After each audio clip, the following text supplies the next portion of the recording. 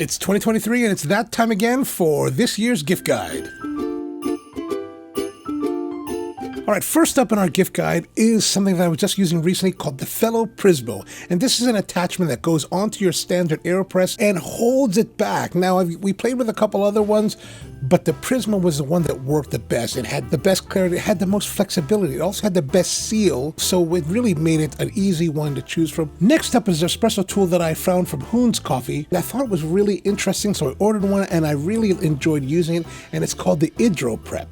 This is a type of coffee tamper that you use for making espresso that instead of using a solid stainless steel surface, it uses this gelatin-filled membrane that actually presses down on the coffee, fills in all the gaps, and just works a little bit differently than the rest. I really enjoyed using it. So yeah, that's the second one.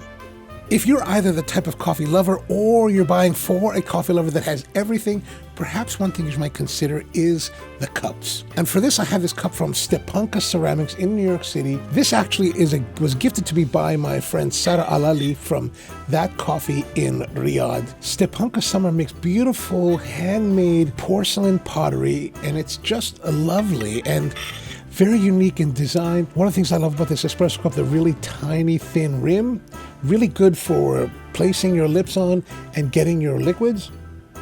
Oh, I love that. And then you can also get one of the larger mugs, which is like this one. This one, of course, is also from That, and I love it. She does gold and she stamps the lettering, and what it does, it makes it translucent. As you can see right here, it's kind of translucent. Just a pretty piece, really light. Doesn't feel too delicate, but it's really thin. So again, really good with the lip contact, and a really enjoyable cup to own. Thanks, Sarah, for the gift. I always appreciated this. This was awesome. So if you wanted to get away from coffee stuff, let's go to coffee books. And one of the books that I really enjoyed this year is called Kissa by Kissa by Craig Maud. And Craig is this writer and photographer in Japan who spent the 2020 pandemic walking along the Nakasendo Trail, trying different kissa tents, looking for his ideal pizza toast.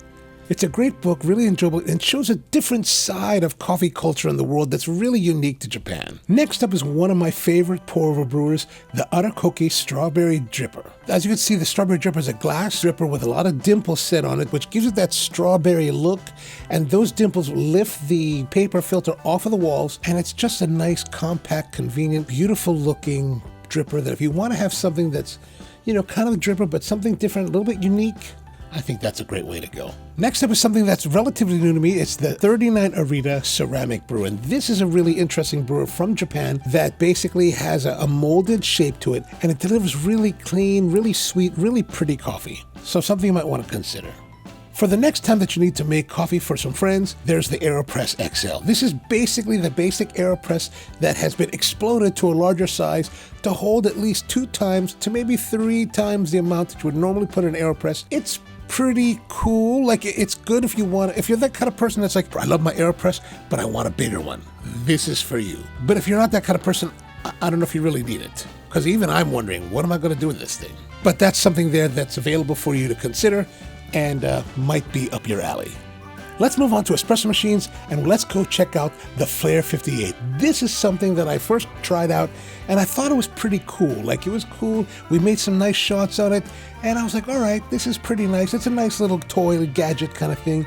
And then I went to 11 Coffee Roasters in Bangkok, Thailand, and had the best espresso of my career made on a Flair 58. And I was like, whoa, okay, so this is a legit home espresso machine for $500.